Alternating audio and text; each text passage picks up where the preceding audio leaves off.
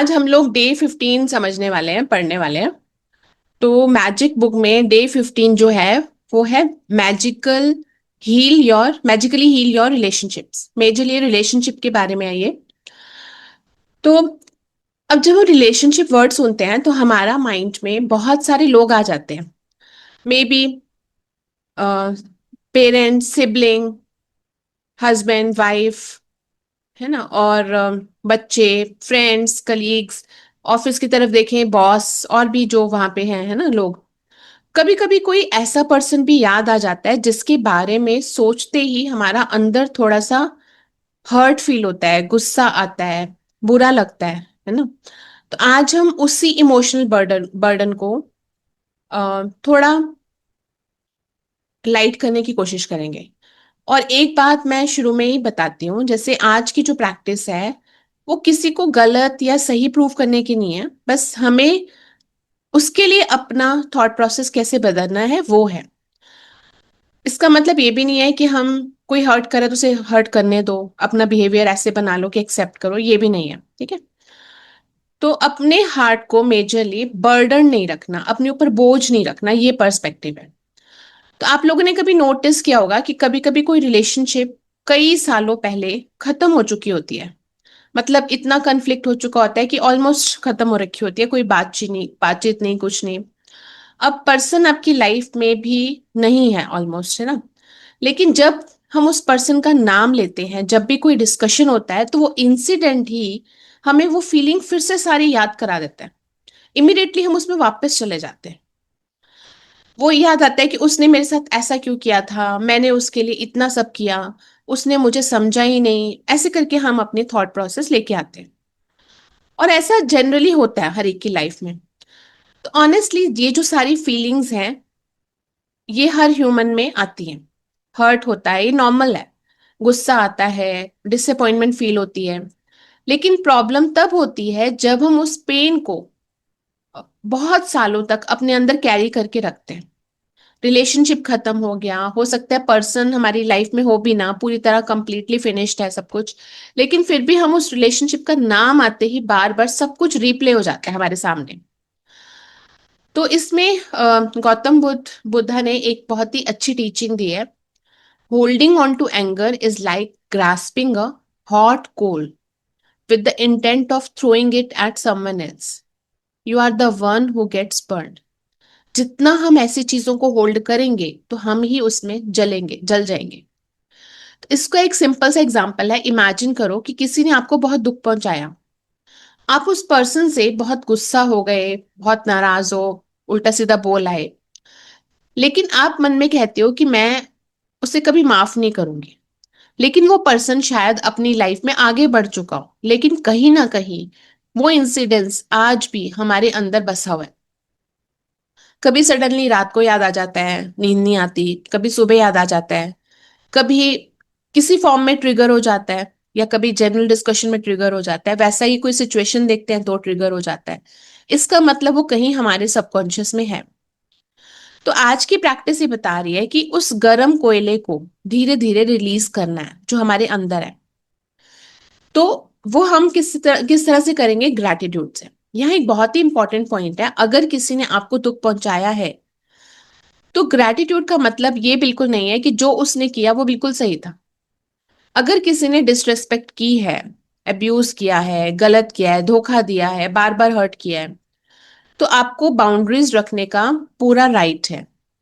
तो ग्रैटिट्यूड का मतलब ये भी नहीं है कि आपको उस पर्सन के पास वापस जाना है, डिस्कशन नहीं हो रहा, बात नहीं हो रही, फिर शुरू से दोबारा से शुरू करनी है। इसका मतलब यह है कि हम अपनी जिंदगी में आगे बढ़े, उस थॉट प्रोसेस से, उस इंसिडेंट से जो हमारे अंदर बसा हुआ है उसको निकालें। हीलिंग का मतलब है मूव ऑन करना, वापस जाना नहीं है। तो आपको किसी पर्सन को जब लगता है कि ऐसी बातें बार बार माइंड में आ रही है, तो हमें उसको फॉरगिव करने की जरूरत है अंदर से। और फिर भी अगर डिस्टेंस बना हुआ है, स्टिल आती जा रही है, तो पक्का कहीं ना कहीं हमारे अंदर होल्ड किया हुआ है। तो जितना हम होल्ड करेंगे उतना हमें ही हर्ट होगा, हमें ही परेशानी होगी। तो ऐसी रिलेशनशिप हमारे लिए हेल्दी नहीं है। ठीक है, उसके लिए हमें क्या करना है? उन्हें धीरे धीरे रिलीज करना है। तो आज हम ये देखेंगे कि ये नहीं देखेंगे इस पर्सन ने मेरे साथ क्यों गलत किया, ऐसा कैसे कर सकता है कोई, ये सब नहीं। आज हम थोड़ा पर्सपेक्टिव बदलेंगे अपना, हम अपने आप से पूछेंगे इस रिलेशनशिप ने मुझे क्या दिया, मैंने उससे क्या सीखा। अच्छा, वो एक इंसिडेंस ने प्रॉब्लम क्रिएट करी, उससे पहले उस रिलेशनशिप ने मुझे क्या कुछ बेटर दिया, बेनिफिट दिया? अच्छा, नहीं दिया, तो मैंने उस सारे रिलेशनशिप से या उस पर्सन के डिस्कशन से मैंने क्या सीखा? क्या कोई ब्यूटीफुल मेमोरी भी है लाइफ में? क्या मैंने ऐसा एक्सपीरियंस इसलिए किया ताकि मैं स्ट्रांग बनूं? क्या मुझे अपने बारे में कुछ समझ आया? हो सकता है मैंने ऐसी सिचुएशन इसलिए अट्रैक्ट की क्योंकि मैं पहले कुछ बात ही नहीं बोल ही नहीं रही थी, मैं स्ट्रिक्टली नहीं बोल रही थी, या समथिंग कुछ ऐसा था मे बी। क्या मुझे पता चला कि मुझे फ्यूचर में ऐसी सिचुएशन के बेसिस पे क्या करना चाहिए और क्या नहीं करना चाहिए? कोई लर्निंग है? यही हमें अपनी लाइफ में, तो क्या हमें अपनी लाइफ में उस पर्सन से जो सीखा उसे इम्प्लीमेंट करें, उसे सोने की तरह समझें और अपनी लाइफ में इम्प्लीमेंट करें, और जो सीखा है उसको अच्छी मेमोरी बना के चले। हो सकता है कोई लेसन हो सकता है उससे कोई ऐसा एक्सपीरियंस हो जो हमें मिला हो, या कोई ग्रोथ की, उससे सीख के हमने कुछ ग्रोथ की हो।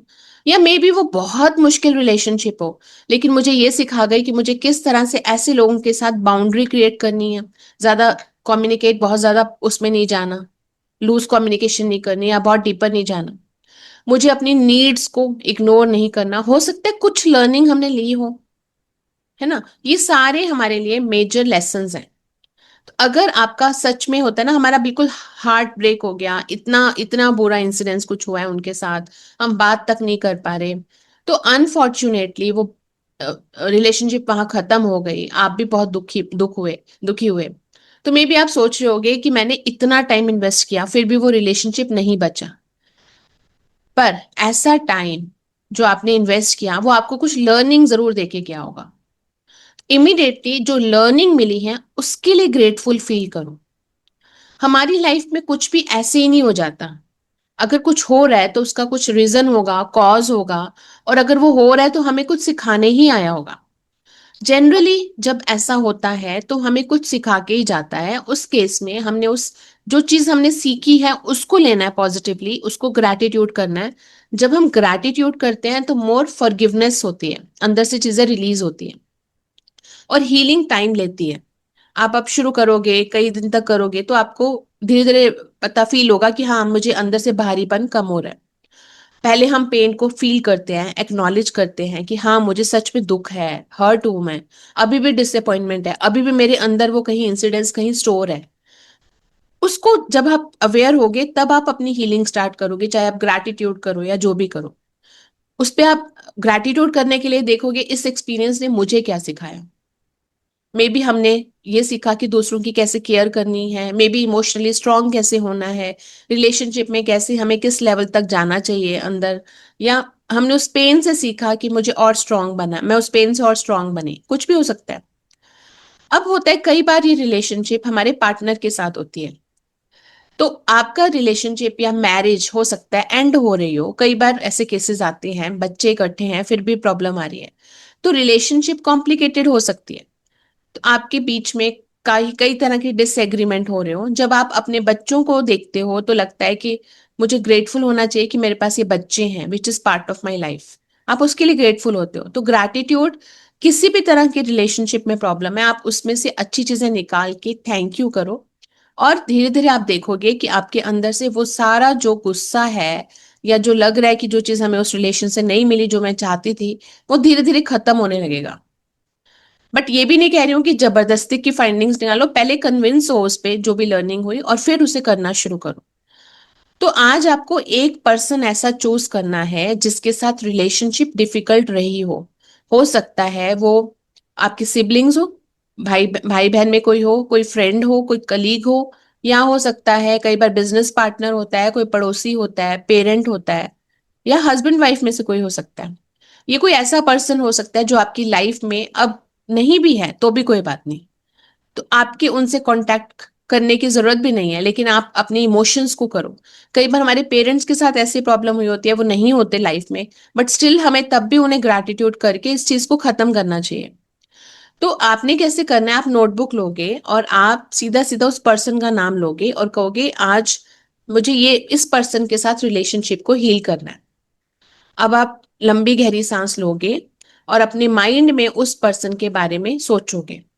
आने दो जो इमोशन आ रहे हैं उसके साथ, आपने ये नहीं करना कि मुझे इमोशन नहीं देखने।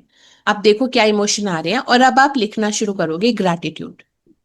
ठीक है, हम अभी ये एक्सरसाइज छोटी सी कर सकते हैं। मे बी आप 2 मिनट के लिए आप लोग अपनी आंखें बंद करो और देखो कोई ऐसा पर्सन लाइफ में रहा है। लंबी गहरी सांस लो और रिलीज करो। फिर से एक लंबी गहरी सांस लो और रिलीज करो। एक बार फिर से लंबी गहरी सांस लो और रिलीज।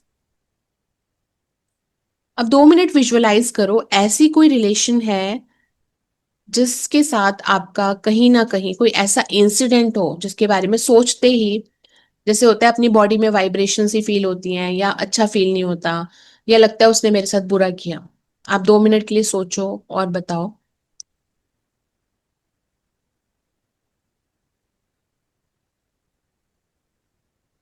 ऐसा कोई पर्सन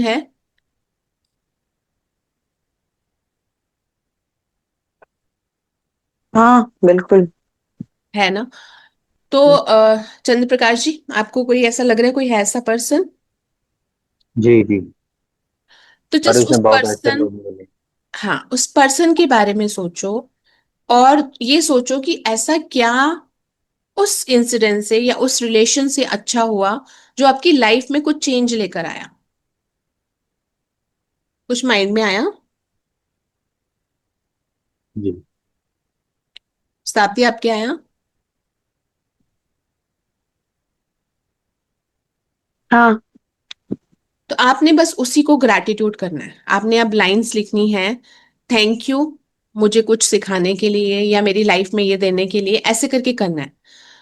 ट्रस्ट मी, आप मेरे कहने पर ही शुरू करो, आपको अंदर से लगेगा ये वो बाहर खत्म हो रहा है। और जब ऐसे हमारे बर्डन्स होते हैं हमारी लाइफ में, वो कहीं ना कहीं हमें इम्पैक्ट करते हैं। मे बी काफी टाइम बाद किसी और फॉर्म में हमारे अंदर कोई गुस्सा रहेगा, फ्रस्ट्रेशन रहेगी, या हो सकता है कि कहीं ना कहीं हमें इवन मैंने ये भी पढ़ा है बुक्स में कि हमारे अंदर कोई प्रॉब्लम्स आती हैं, जैसे हेडेक हो रहा है या कोई प्रॉब्लम, बीमारियां भी होती हैं, तो कहीं ना कहीं इसलिए क्योंकि हमने बहुत होल्ड किया होता है ऐसी चीजें। तो उसको निकालो अपने अंदर से। ठीक है, हो सकता है वो बहुत इमीडिएटली ना याद आता हो लेकिन वो ट्रिगर तो होता होगा कहीं ना कहीं। तो आपने उसको ग्रैटिट्यूड की फॉर्म में निकालना है, उसको ग्रैटिट्यूड करना शुरू करो। ठीक है, इतना ही एटलीस्ट देखो कि क्या लर्निंग्स मिली उससे, उसके लिए ग्रैटिट्यूड करो। ठीक है, तो आपने ये आज से करो। मतलब आपने जो सुबह के 10 हम्म। करते हो चाहे उसी में कर लो, लेकिन करना शुरू करो, आपको वहां पे डिफरेंस फील होगा। ठीक है। अच्छा, अब आप लोग आईज ओपन कर सकते हो आराम से।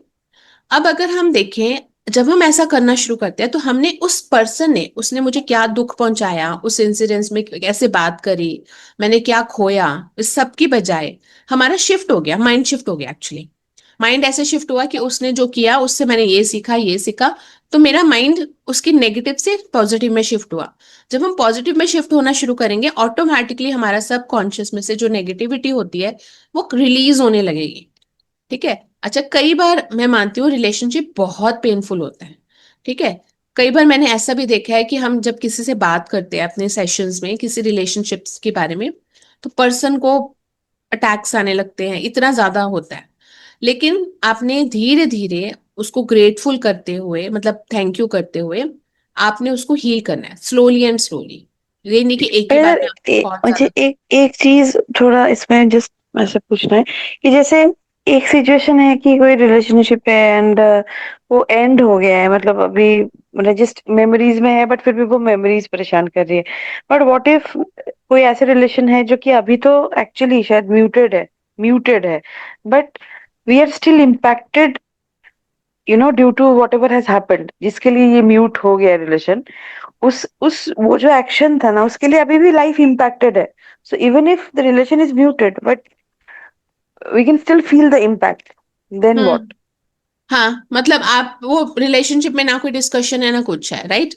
लेकिन वो हम्म। आपको इम्पैक्ट कर रहा होगा मे बी वो कई तरह से फैमिली का होता है ऐसे जनरली, राइट, कई तरह से जी जी। इम्पैक्ट कर रहा होगा। हाँ एकदम ही। आप उसमें ग्रैटिट्यूड करना शुरू करो, वो जो इम्पैक्ट है वो खत्म होने लगेगा, थोड़ा पॉजिटिव होने लगेगा। मतलब मैंने खुद अपनी लाइफ में फील किया है, मेरे यहाँ एक बहुत ही टॉक्सिक रिलेशन था, मैंने उसमें खुद फील किया जब मैंने ये सब किया, फिर जब मैं ग्रैटिट्यूड करती थी तो मुझे बाद में मैंने उस पर्सन के लिए ब्लेसिंग्स देना शुरू किया कि वो खुश रहे अपनी लाइफ में, और जितना खुश रहेगा वो औरों को परेशान नहीं करेगा। जब मैंने ऐसे करना शुरू किया तो मैं अपने अंदर से, मेरे अंदर से वो नफरत खत्म हो गई पूरी तरह। ठीक है, और जब वो नफरत खत्म हुई तो वो अब ना तो मुझे उसकी प्रेजेंस फील होती है, ना मुझे कोई इम्पैक्ट लगता है, ना वो मुझे किसी भी एंगल से मुझे मिल रहा है कहीं। अब पहले होता था, पहले मैं खुद जैसे हम्म अट्रैक्ट कर रही थी। तो मेरा कहने का मतलब, क्योंकि आपके अंदर नेगेटिव है तो आप उस पर्सन के इम्पैक्ट को बार बार अट्रैक्ट कर रहे हो। अब क्योंकि जब आप हम्म। अंदर से खाली करोगे, पूरी तरह से नेगेटिविटी पूरी खाली कर दोगे, तो आपका वो अट्रैक्शन खत्म हो जाएगा, आपका फोकस हट गया वहां से, तो इम्पैक्ट भी कम होने लगेगा। हम्म ठीक है, तो हम्म वही आप चाहे मुझे, मैं I understand it's not easy. एक एक लाइन लिखना शुरू करो, मन में बोलना शुरू करो, थैंक यू कि तुमने जो भी किया मैंने ये सीखा, आज मैं स्ट्रांग हूँ, आज मैं समझ पा रही हूँ, ऐसे लोगों को हैंडल कर पा रही हूँ, ऐसे करके आपने वो गिनना शुरू करो, और फिर देखो थोड़ा डिफरेंस, कि आपको उसका नाम लेने में प्रॉब्लम नहीं होगी, और फिर उसके बाद क्या होगा, इम्पैक्ट भी कम होने लग जाएगा ऑटोमेटिकली, जो भी हो रहा है इम्पैक्ट। हम्म। ठीक है। ओके। हाँ, तो मेजरली यही है इसमें। और अब आपने ग्रेटफुल होने के लिए कई तरीके हैं, आप स्ट्रेंथ फील करो कि मैं स्ट्रांग हूँ, मैं ऐसे बंदे को हैंडल कर सकती हूँ, ऐसे करके जो भी है। तो रियल अंडरस्टैंडिंग क्या है कि हमने बस उसमें से उस पर्सन के लिए पॉजिटिव अपना फोकस टर्न करना है पॉजिटिव की तरफ, और ग्रैटिट्यूड पे करना है कि थैंक यू सो मच जो भी उसने रिलेशनशिप में किया है, उससे मुझे बहुत लेसन्स मिले।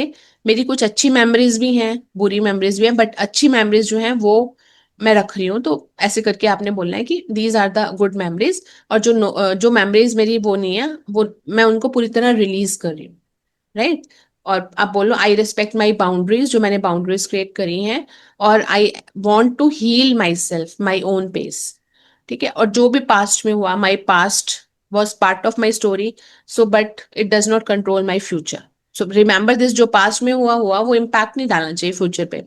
सो I want to be peaceful, I want to heal this, I really want to move forward. ऐसे करके आप जब बोलना शुरू करोगे अपने आप को, तो आप देखोगे कि आपके अंदर से रिलीज भी हो रहा है सारा जो भी अंदर स्टोर्ड है।